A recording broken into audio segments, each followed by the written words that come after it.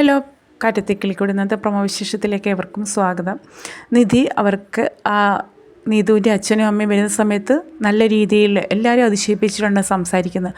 ഞാനിവിടെ വന്നിട്ട് 3-4 മാസത്തോളമായി സുധീഷിൻ്റെ ഭാര്യയായിട്ട് വന്നിട്ട്. എനിക്ക് ഇതുവരെ അങ്ങനെ തോന്നിയിട്ടില്ല. ഞാൻ വന്നതോടെ നാട്ടുകാർ പറഞ്ഞതെല്ലാം ഇനി മാറ്റി പറയേണ്ടതായിട്ട് വരും.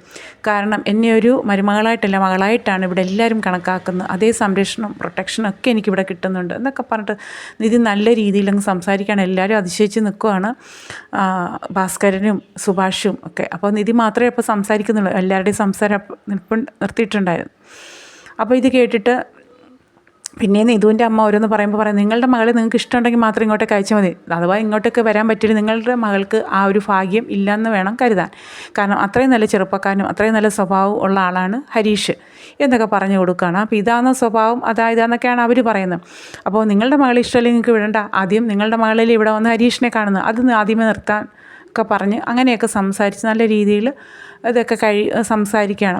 അപ്പോൾ അതൊക്കെ കഴിഞ്ഞു അവർ രണ്ടുപേരും തിരിച്ച് ആ ഓട്ടോയിൽ തന്നെ കയറി പോവുകയാണ്. പോയ സമയത്ത് പിന്നീട് കാര്യം പറയുന്ന സമയത്ത് സുഭാഷ് അവിടെ നിന്ന് ആദ്യമേ ഞാൻ ചോദിക്കുന്നതിന് മറുപടി പറ, പിന്നെ നിങ്ങളിപ്പോൾ രാവിലെ രണ്ടുപേരുടെ അങ്ങോട്ട് എന്തിനാണ് പോയത്? അത് സുഭാഷ് ഏട്ടാ, അവർ വന്ന് ഇവിടെ അവൻ വന്ന് ഇത്രയും മോശമായിട്ട് ഇവിടെ സംസാരിച്ചില്ലേ, അപ്പോൾ അതിന് മറുപടി പറയണ്ടേ, അതൊന്ന് മറുപടി കൊടുക്കാൻ വേണ്ടിയിട്ട് ഞങ്ങൾ അവിടം വരെ പോയെന്ന് സുധീഷ് പറയുകയാണ്.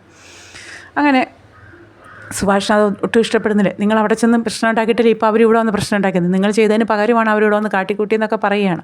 അപ്പോൾ സുധീഷ് പറയുന്നു അവർ പറയുന്നതിന് മറുപടി അല്ലേ സുഭാഷ് ഇട്ടാന്നൊക്കെ പറയുകയാണ്.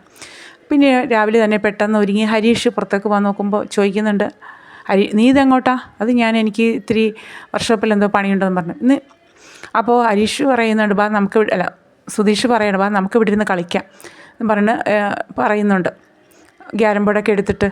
അപ്പോൾ നീ ഇവിടെ ഇരുന്ന് കളിച്ചു, നിനക്ക് പിന്നെ വേറെ ജോലിയും പണിയൊന്നും ഇല്ലല്ലോ, കാരണം നിൻ്റെ സർട്ടിഫിക്കറ്റ് നിൻ്റെ ലൈസൻസ് മേടിച്ച് പോലീസ് സ്റ്റേഷനിൽ വെച്ചേക്കല്ലേ, അപ്പോൾ അതുകൊണ്ട് വേറെ പണിയൊന്നുമില്ലല്ലോ, സുധീഷിന് വണ്ടി ഓടാൻ പറ്റില്ല.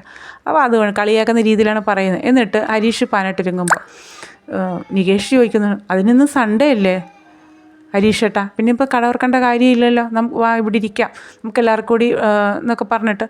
അപ്പോഴാണ് ഹരീഷ് പറയുന്നു, അതല്ലേ എനിക്ക് ഇത്തിരി അവിടെ ബാക്കി ബാലൻസ് കിടപ്പുണ്ട്, അത് ചെയ്യാൻ വേണ്ടിയിട്ടാണെന്ന് പറയുകയാണ്. അങ്ങനെ ഹരീഷ് അങ്ങനെ വന്നിട്ട് പിന്നെ പറയുന്നു ഇന്ന് പോകണ്ടെന്ന് പറഞ്ഞിട്ട് അങ്ങനെ എല്ലാവരും കൂടെ അവിടെ ഇരുന്ന് ക്യാരം ബോർഡ് കളിക്കുകയൊക്കെ ചെയ്യുന്നുണ്ട്. അപ്പോൾ സന്തോഷമായിട്ട് എടുത്തുകൊണ്ട് വന്ന് എല്ലാവരും കൂടെ കൂടിയിരുന്ന് നിധിയുണ്ട്. അപ്പോൾ അവരൊക്കെ ഇരുന്ന് എല്ലാവരും കളിക്കുകയാണ്. അപ്പോൾ സൺഡേ ആയതുകൊണ്ട് പ്രത്യേകിച്ച് ജോലികളൊന്നും ഇല്ലല്ലോ, അപ്പോൾ ആർക്കും പോകണ്ട. അപ്പോൾ അതിനിടയിൽ സുധീഷ് പിന്നെ നികേഷിനെ കരണ്ട്, അതോടൊപ്പം തന്നെ നീതുവിൻ്റെ അച്ഛനും അമ്മയും അങ്ങ് വീട്ടിൽ ചെല്ലുന്നുണ്ട്. അവിടെ മുറ്റത്ത് ചെല്ലുമ്പോഴത്തേക്കും പാത്രങ്ങൾ ഒക്കെ വാരി അങ്ങോട്ടും ഇങ്ങോട്ടും എറിയുന്നു, പുറത്തേക്ക് തെറിച്ച് വീഴുന്നു. അപ്പോൾ രണ്ടും കൂടെ പൊരിഞ്ഞടി കിടക്കുകയാണ്, അഖിലും നീതുവായിട്ട്. അവസാനം അമ്മ കയറി തടുത്തം പിടിച്ച്, നിനക്ക് നാണമില്ലേ പെണ്ണേന്നൊക്കെ ചോദിക്കുകയാണ്. ഇങ്ങനെയാണോ നാട്ടുകാർ കണ്ട എന്താ പറയുക നിന്നെക്കുറിച്ചിട്ട്, മറ്റൊരു വീട്ടിലേക്ക് വിവാഹം കഴിച്ചു പോകേണ്ട പെണ്ണല്ലേ നീ, മറ്റൊരു ആലോചന വരുമ്പോൾ തന്നെ നാട്ടുകാരല്ലാതെ എന്തൊക്കെയായിരിക്കും അവരുടെ അഭിപ്രായം പറഞ്ഞു കൊടുക്കുക. എനിക്ക് മറ്റൊരു വിവാഹം വേണ്ട, എനിക്ക് ഹരീഷിനെ ഇഷ്ടമാണ്, നിങ്ങളുടെ അടുത്ത് ഞാൻ 100 വട്ടം പറഞ്ഞാലേ എനിക്ക് ഹരീഷിനെ ഇഷ്ടമാണ്, ഞാൻ ഹരീഷിനെ തന്നെ വിവാഹം കഴിക്കുകയും ചെയ്യും. ഇതൊക്കെ പിന്നെയും അഖിൽ ഇവിടെ അടിക്കാനായിട്ട് കൈപൊക്കിക്കൊണ്ടൊക്കെ വരും, എന്നെ അടിച്ച് ഞാൻ തിരിച്ചടിക്കും എന്ന് പറഞ്ഞാൽ ഭയങ്കര അടി. അപ്പോൾ അച്ഛനും അമ്മയും വന്ന് അതൊക്കെ പറഞ്ഞ് കോംപ്രമൈസായി അവിടെ ഒരു ഇതൊക്കെ സെറ്റാക്കി വെച്ചിട്ടുണ്ട്. അപ്പോൾ ഇതിനിടയിൽ സുധീഷ് തോണ്ടുന്ന നികേഷിനെ എടുത്ത് പറയുകയാണ്, പിന്നെ നമുക്ക് ഒന്ന് സൺഡേ ഇല്ല, പുറത്തു പോയി ബീച്ചിലേക്കൊന്ന് പോയിട്ട് വരാം, അപ്പോൾ നീ ഒന്ന് പറയുകയാണ്. അപ്പോൾ നികേഷ് പറഞ്ഞു ഞാൻ റെഡി പോകാൻ. പക്ഷേ സുധീഷിൻ്റെ അടുത്ത് പറയുന്നു, ഏട്ടൻ പറഞ്ഞാൽ മതി. അത് വേണ്ട, നീ നിധി എടുത്ത് പറയാം, നമുക്കൊന്ന് പുറത്തോട്ടൊക്കെ പോയിട്ട് വരാമെന്ന് നീ പറഞ്ഞ് സമ്മതിപ്പിക്കണമെന്ന് പറഞ്ഞ് നികേഷിനെ സോപ്പിടുകയാണ്. ലാസ്റ്റ് നികേഷ് പറയുന്ന നിധി എടുത്ത് ഒട്ടും പ്രതീക്ഷിക്കാതെ തന്നെ നിധിയും സമ്മതം മുഴുവാണ്. ഇപ്പം സൺഡേ അല്ലേ, നമുക്ക് എല്ലാവർക്കും കൂടെ പുറത്ത് പോകുന്നപ്പോൾ നിധി സമ്മതിക്കുന്നുണ്ട്. സുധീഷ് ഒട്ടും പ്രതീക്ഷിച്ചില്ല നിധി ഇത്ര പെട്ടെന്ന് സമ്മതിക്കുമെന്ന്. അങ്ങനെ എല്ലാവരും കൂടെ പോകാൻ തീരുമാനിക്കുമ്പോൾ ഹരീഷ് മാത്രം ഒഴിഞ്ഞു മാറുകയാണ്. ഹരീഷ് പറയുന്നുണ്ട്, എനിക്ക് ഒത്തിരി വർക്ക്ഷോപ്പിൽ ഇത്തിരി വർക്ക് ബാലൻസ് കിടപ്പുണ്ട്, അതുകൊണ്ട് എനിക്ക് ഒരിക്കലും വരാൻ പറ്റില്ല, നിർബന്ധിച്ചിട്ട് ഞാൻ വരുന്നില്ല ഹരീഷ്, ബാക്കി എല്ലാവരുടെ പോകാനായിട്ട് തീരുമാനിക്കണം.